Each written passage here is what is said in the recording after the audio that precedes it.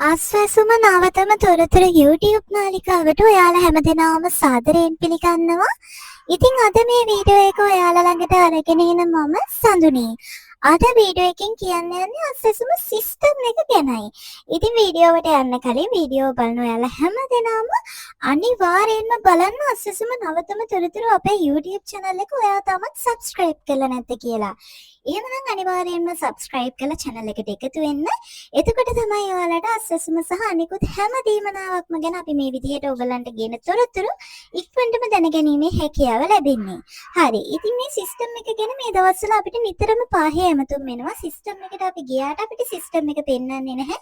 System එකේ මේ වගේ errors එනවා කියලා.